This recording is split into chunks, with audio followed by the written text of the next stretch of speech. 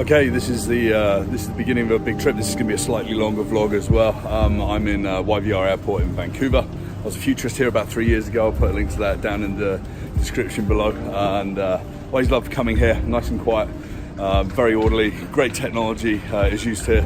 But I'm flying to Incheon in South Korea, and I'm attending the United Nations Resilience Frontiers Conference. I'm speaking there on Monday about building resilience in climate change through exponential technologies. I'm going to be working with about 100 people on designing solutions next week on how we can become more resilient in the future.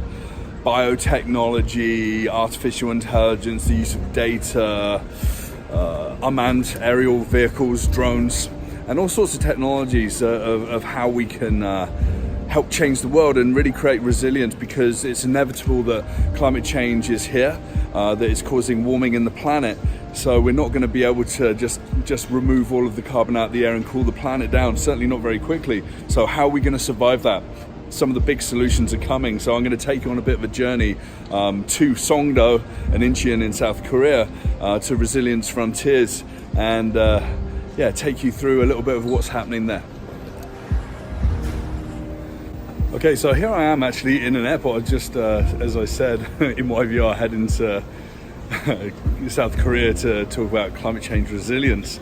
I'm just about to board a flight, and think about that carbon footprint. I do about 50, 60 flights a year, so it really concerns me. What do? Oh, you buy the carbon offsets. I do that, so that's good.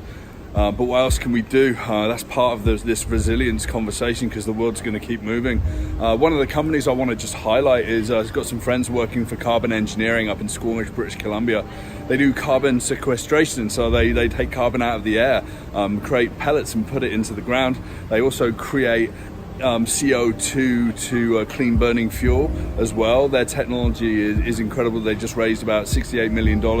People like Bill Gates are behind that.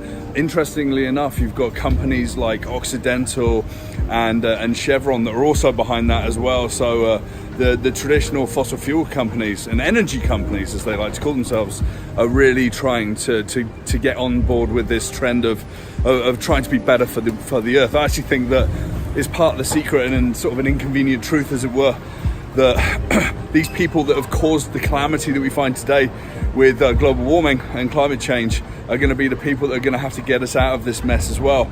Personally, I think that they should step up more quickly, and they should be investing in more technologies like carbon engineering, but really dumping the billions of dollars they've got in their banks into renewables in a big way. People like E.ON in Germany have really stepped forward with that, and now Germany's got a huge amount of renewable energy there, and it's the new business model, it's the new way of energy in the world. You know, a lot of companies like BP are saying that oil is still going to be dominant for the next 30 plus years. I think that they have to be wrong, and we have to put pressure on them to change. So I just wanted to leave a bit of a note about that. Yeah, flying isn't good for the environment, but I try and be a little bit more responsible with how I operate in this world, and I think that's what we can all do.